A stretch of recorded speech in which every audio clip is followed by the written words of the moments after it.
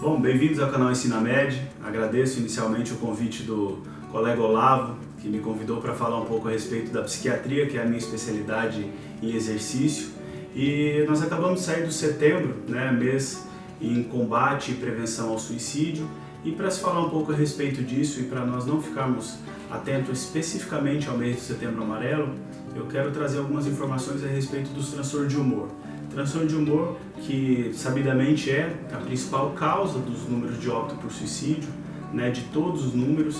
A gente sabe que aproximadamente 35% das causas de suicídio são por transtorno de humor, o que engloba os transtornos bipolares e unipolares, depressão maior. Com relação aos números de Setembro Amarelo, isso já foi bem debatido, mas acho válido trazer algumas informações até para nós entendermos um pouco a gravidade e a importância desse tema. O suicídio hoje, ele representa uma importante causa de morte. O Brasil é o 8º país na escala mundial de mortes por suicídio e nós somos um país extremamente populoso, isso representa muito. Se entende aproximadamente 9 mil mortes por ano por suicídio no Brasil e aproximadamente 800 mil mortes por ano por suicídio no mundo.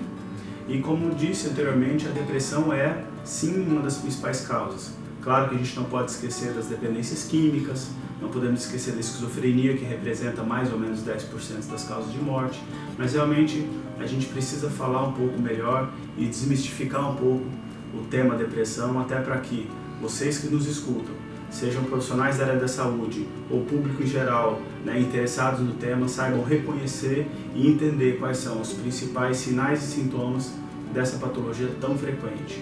A depressão, seguindo os manuais, tanto a Classificação Internacional de Doenças, que é a CID-10, que é regida pela Organização Mundial de Saúde, ou o DSM, que é o Manual Diagnóstico, regido pela Associação de Psiquiatria, colocam a depressão como uma patologia frequente e que se relaciona com alguns principais sinais e sintomas.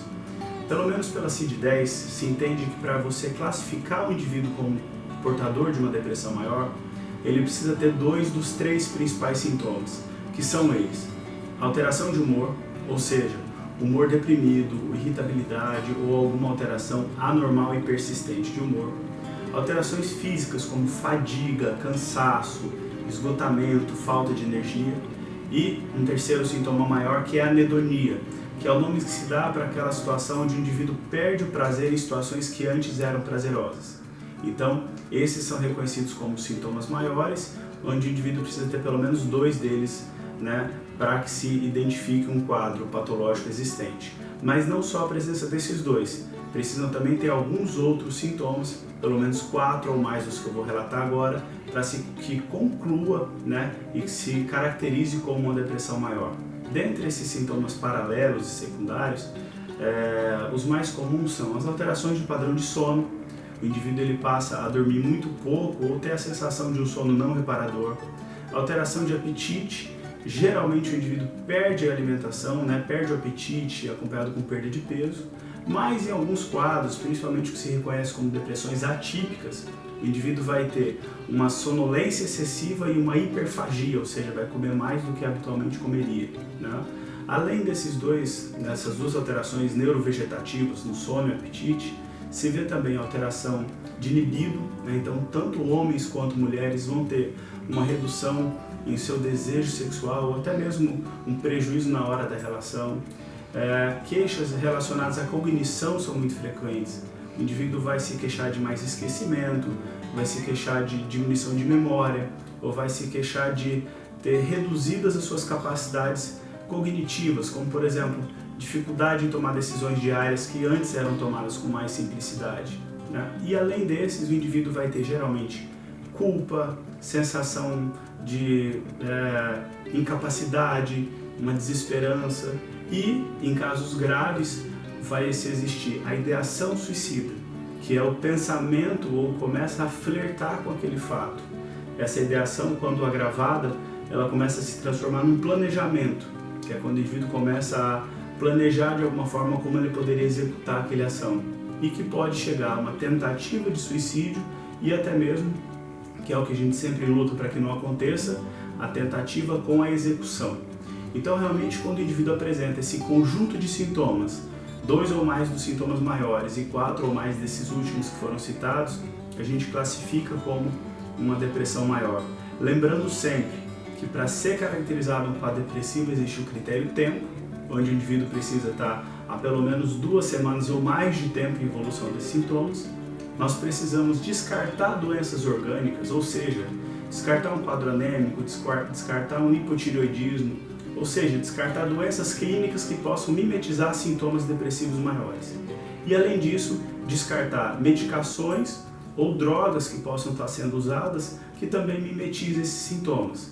Então, novamente, para se diagnosticar um quadro depressivo maior, o indivíduo precisa ter esse conjunto de sintomas que foram aqui descritos, associado a um tempo, 2 semanas ou mais, ininterruptos e com a maior parte dos dias em prejuízo e sofrimento, descartar as doenças orgânicas, descartar o uso de medicações ou outras drogas que possam mimetizar esses sintomas e lembrando sempre que esses sintomas não podem ser mais bem explicados por um episódio de luto. Se esse indivíduo recentemente perdeu alguém, a gente também pode entender que há uma resposta fisiológica a essa situação. Então a gente precisa ter uma paciência e dar um tempo um pouco maior. Além disso, o paciente com sintomas depressivos, ele também pode apresentar sintomas psicóticos, ou seja, ter alucinações tanto visuais quanto auditivas. Então é interessante a gente entender que não só em doenças psicóticas nós temos alucinações ou casos similares. Então em transtornos de humor, tanto depressão quanto transtorno bipolar, o indivíduo também pode apresentar um sintoma psicótico. Esses todos os sintomas que falei é o que tanto a CID-10, que em breve se transformará na CID-11, e o DSM-5 postulam como os critérios diagnósticos. Com relação ao tratamento, acredito que mais à frente terão algumas aulas a respeito, sempre que se trata de um quadro grave, o tratamento medicamentoso, principalmente com os antidepressivos, vão ser os tratamentos de eleição. Em depressões de leve a moderada, existem outros tratamentos que não necessariamente os tratamentos medicamentosos, como por exemplo as psicoterapias, atividade física, hábitos alimentares e, enfim, higiene do sono, que também podem auxiliar bastante. Bom, espero que tenha ficado claro para todos e até uma próxima aula.